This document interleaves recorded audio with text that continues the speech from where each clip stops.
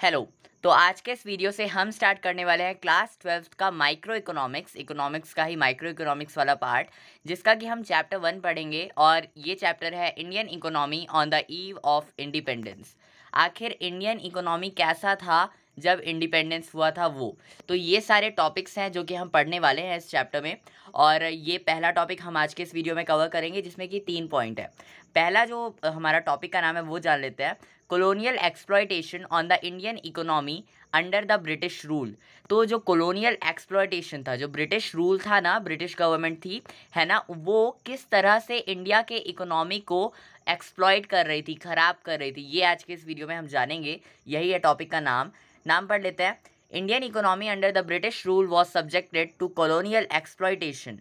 It implied a targeted exploitation of all sectors of the economy by the British government. This is how it happened. तो जो Indian economy under the British rule was subjected to colonial exploitation, जो Indian economy था British rule के अंदर, जब British राज हो रहा था, ब्रिटिश राज कर रहे थे इंडिया पर, इंडिया के इकोनॉमिक पर, तब वो किस तरह से हमारे कॉलोनीज़ को एक्सप्लॉयट कर रही थी। ठीक है। It implied a targeted exploitation of all sectors of the economy by the British government. ठीक है, by the British government.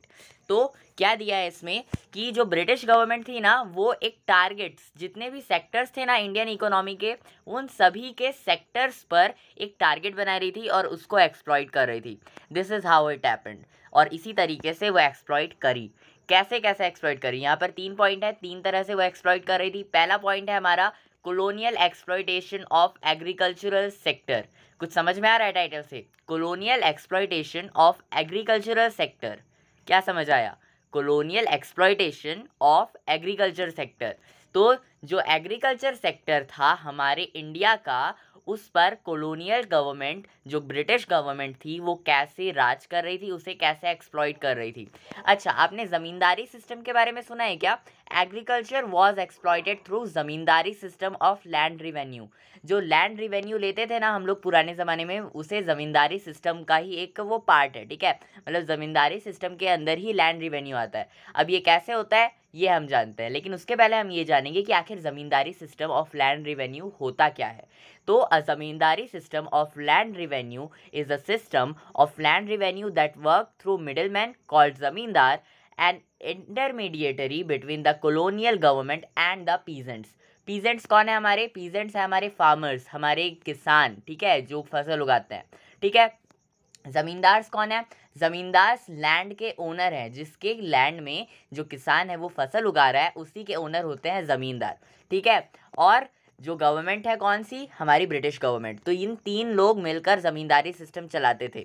और इसमें जो जितना भी नुकसान होता था, वो नुकसान होता था हमारे पीजेंट का, हमारे फार्मर का, हमारे किसान का। ठीक है। क्या है ये? Following observation highlight how this system led to exploitation of the Indian agriculture. Zamindars were declared as owners of the soil. They were to pay a fixed sum to the government by way of land revenue and were free to extract as much as they wished or as much as they could from the tillers of the soil farmers. ठीक है, tillers of the soil कौन है? हमारे farmers हैं। तो ज़मींदारी system में यही declare हुआ था कि जो ज़मींदार हैं वो हमारे ओनर होंगे लैंड के। ठीक है, मतलब जिसके ज़मीन पर आप खेती कर रहे हो वो हमारा ज़मींदार होगा।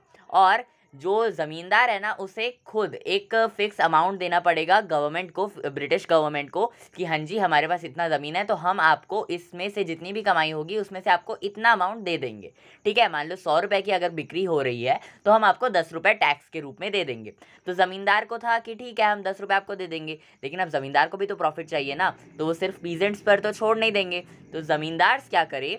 ज़मींदार सिंपली जो पीजेंट्स थे, हमारे फार्मर थे, हमारे किसान भाई थे, उनके एक्सप्लॉइट करने लगे, उन पे रूल करने लगे कि आपको इतना कम वेज मिलेगा, ये मिलेगा, वो मिलेगा, आप ये उगाओ, वो उगाओ, वो उगाओ। ठीक है, मतलब जितना ज़्यादा हो सके ज़मींदार एक्सट्रैक्ट कर रहे थे और जितना कम हो सके वो पीजेंट्स को दे रहे थे। ठीक है, फार्मर्स को दे रहे थे, जो कि टिलर्स ऑफ द सॉइल थे।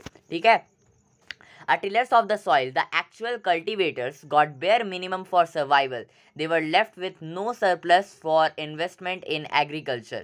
अच्छा ये बता दूं कि जो किसान खेती करते थे ना, तो ज़मीन तो होती थी ज़मींदार की, लेकिन जो फसल उगाने के लिए बीज वगैरह डालते थे, पानी वगैरह डालते थे, उसमें सारा मेहनत किसान का होता था, उसमें सारा बीज का खर्चा हमारे फार्मर का होता था। ठीक है, सारा खर्चा पीजेंट्स उठाते थे, सिर्फ ज़मीन थी ज़मींदार की और इसीलिए वो इतना कमा रहा था।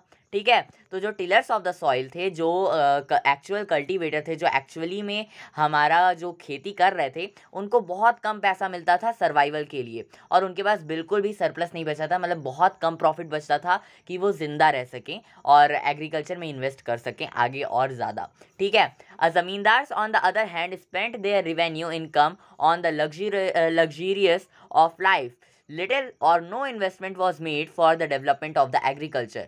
तो जो ज़मींदार थे वो अपना जो जितना भी कमाई हो रहा था ना, सारा अपने लग्जरियस आइटम में बिता रहे थे, है ना, कार खरीद रहे थे, गाड़ी खरीद रहे थे, अपनी अच्छी ज़िंदगी जी रहे थे, और टिलर्स को, मतलब जो हमारे फार्मर्स हैं, जो हमारे पीजेंट्स हैं, उनको कुछ नहीं दे रहे थे, और जो एक फ़िक्स अमाउंट देना था ब्रिटिश गवर्नमेंट को, उसको दे रहे थे। तो यहाँ पर बेसिकली ना ब्रिटिश गवर्नमेंट ज़मींदारी सिस्टम लाकर गलती कर दी, और जो ज़मींदार थे उन लोग तो भैया हमको प्रॉफिट कमाना है और कुछ नहीं।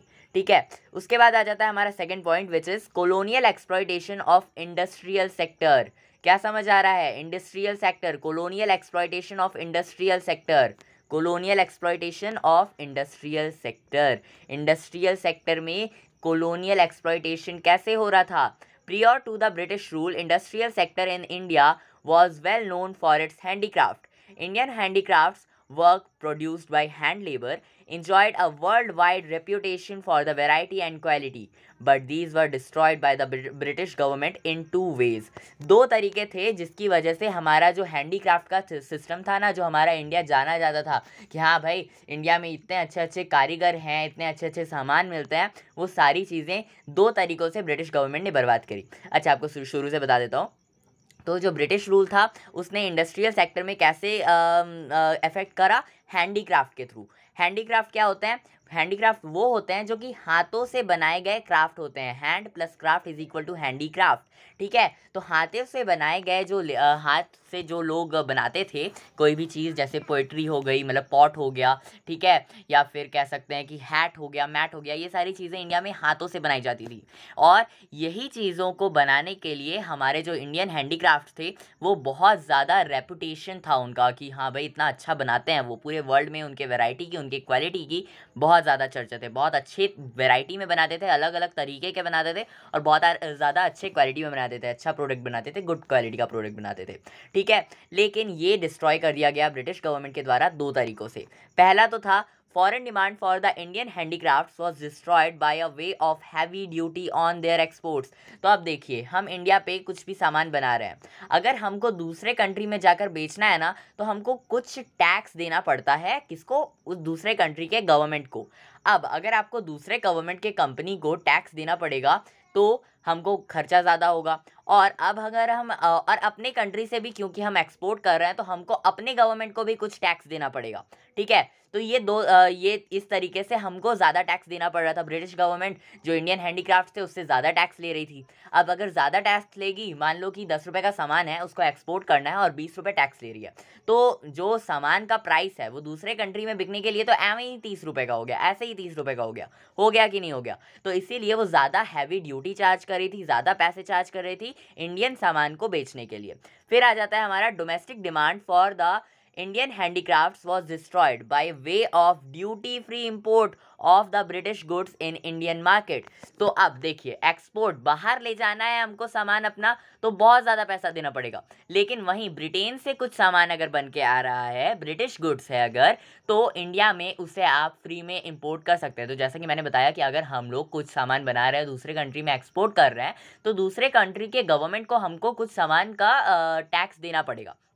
ठीक है। वैसे ही ब्रिटिश गवर्नमेंट को भी इंडियन गवर्नमेंट को पैसे देने चाहिए थे जब वो इंपोर्ट कर रहे थे, तो नहीं, ब्रिटिश गवर्नमेंट जो थी वो क्या कर रही थी, वो ड्यूटी फ्री इंपोर्ट कर रही थी, मतलब बिल्कुल भी टैक्स चार्ज नहीं कर रही थी, जिसकी वजह से जो सामान का प्राइस ब्रिटेन में था उतना ही या फिर उससे हल्का ज़्यादा जो भी ट्रांसपोर्टेशन में खर्च आएगा है ना, उतना पैसा वो ले रही थी। और क्योंकि सामान ब्रिटिश गवर्नमेंट के सस्ते होते थे, मशीन से बनते थे इसलिए सस्ते होते थे। अब अगर सामान सस्ते हैं तो लोग किसके पास जाएंगे, ऑफकोर्स सस्ता हो तो अच्छा हो, ऐसा ही होता है यहाँ पे। फिर आ जाता है हमारा colonial exploitation of international trade. International trade से क्या समझ आ रहा है, colonial exploitation of international trade, colonial exploitation, ठीक है, of international trade. India's international trade was exploited through discriminatory tariff, a tax और इम्पोर्ट्स पॉलिसी। अब ये क्या होता है, इंडियाज इंटरनेशनल ट्रेड, इंडिया का जो इंटरनेशनल ट्रेड था was exploited through discriminatory tariff. अब ये टैरिफ क्या होता है, वो होता है हमारा टैक्स ऑन इम्पोर्ट, मतलब कि अगर कोई सामान इंपोर्ट किया जाएगा तो उस पर टैक्स लगेगा, ठीक है। तो जो इंडिया का इंटरनेशनल मार्केट था, मतलब इंडिया में जो बाहर से दूसरे देशों से सामान आते थे उसको एक्सप्लॉइट किया, कैसे, डिस्क्रिमिनेटरी टैरिफ से, डिस्क्रिमिनेटरी टैरिफ पॉलिसी से, जो कि एक पॉलिसी था जिसमें कि हमको टैक्स देना पड़ता था इंपोर्ट पर। अब ये कैसे था, आगे पढ़ते हैं तो ज़्यादा अच्छे से समझ में आएगा। Duty free export of Indian raw material to fulfil the industrial needs in Britain. देखिए अभी हमने सेकेंड पॉइंट में क्या पढ़ा कि जब हम दूसरे कंट्री में ट्रांसपोर्ट कर रहे हैं, सामान भिजवा रहे हैं, तो हमको क्या देना पड़ रहा है, बहुत ज़्यादा टैक्स देना पड़ रहा है। लेकिन वहीं हम दूसरे कंट्री तो जा रहे हैं लेकिन ब्रिटेन में जा रहे हैं, इसीलिए हमको टैक्स नहीं देना पड़ेगा।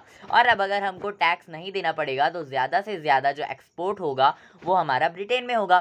फिर आ जाता है duty free import of British goods to expand demand for the British goods in Indian market, ठीक है। तो जो ब्रिटिश गुड्स का जो डिमांड है वो इंडियन मार्केट में कैसे हो गया, हमारा क्या इंडिया का कम था पहले, बिल्कुल कम नहीं था। देखिए ड्यूटी फ्री इंपोर्ट होता था, मतलब कि टैक्स नहीं लिए जाते थे जब ब्रिटेन से इंडिया में सामान आता था। तो अब अगर ब्रिटेन से इंडिया में सामान आएगा तब ऑफकोर्स, और बिना टैक्स के आएगा तो ऑफकोर्स हमें सस्ते पैसे देने पड़ेंगे ना, ब्रिटेन के सामान के, मेड इन फॉरेन वाला टाइप, ठीक है। और क्योंकि वो मशीन के बनते थे तो इसलिए सस्ते भी रहते थे। It was owing to discriminatory tariff policy that India became importer of finished goods from Britain and exporter of raw material to Britain. अब यहाँ पर आप देख सकते हैं रॉ मटेरियल भी लिखा है, ठीक है। ये वर्ड मैंने शुरू में हाईलाइट नहीं करा, क्यों हाईलाइट नहीं करा, क्योंकि मुझे आपको बाद में बताना था, इस पॉइंट पर बताना था। तो ड्यूटी फ्री एक्सपोर्ट था किस पर, रॉ मटेरियल पर, ठीक है। रॉ मटेरियल पर हमको बिल्कुल भी टैक्स नहीं देना पड़ रहा था ब्रिटेन में जब हम ट्रांसफर कर रहे थे तो। और यहाँ पर जो हमारा ब्रिटिश गुड्स था, है ना, ब्रिटिश गुड्स जो था वो हमारे इंडिया में आ रहा था, इंडियन मार्केट में आ रहा था। तो यहाँ पर हुआ क्या कि डिस्क्रिमिनेटरी टैरिफ पॉलिसी की वजह से, जो हमारा पॉलिसी था ये टैक्स देने का नहीं देने का, इसके चक्कर में जो हमारा इंडिया का जो मेन साइकिल क्या बन गया, हमारा इंडिया जो था वो देगा रॉ मटेरियल ब्रिटेन को, ब्रिटेन उसको यूज़ करेगा अच्छे सस्ते दामों में और उसके बाद इंडिया में एक्सपोर्ट कर देगा फिनिश गुड, ठीक है। और इसी तरीके से जो कॉलोनियल गवर्नमेंट थी वो हमारे इंडिया को और पीछे ले जाती गई। Briefly owing to its colonial exploitation the Indian economy became both stagnant as well as backward. तो स्टैग्नेंट क्या होता है, स्टैग्नेंट मतलब होता है बहुत ही धीरे, बहुत ही कम रफ्तार में ग्रो करने वाली या बिल्कुल भी ग्रो करने वाली नहीं। तो इस तरीके से वो एक्सप्लॉइट कर रहे थे, stagnant as well as backward, okay. तो इस तरीके से होता है ये। आई होप कि आपको आज का पॉइंट समझ में आया होगा, टॉपिक समझ में आया होगा, हमने पूरा चैप्टर कवर कर लिया है। अच्छा लगा तो वीडियो को लाइक करके चैनल को सब्सक्राइब कर दीजिए ताकि आगे के भी टॉपिक्स आप अच्छे से समझ सकें। तो आज के वीडियो में बस इतना ही, मिलते हैं नेक्स्ट वीडियो में। अगर आपको अगला वीडियो देखना है तो आप इस वीडियो पर क्लिक कर सकते हैं। सो या this was the info, thanks for watching.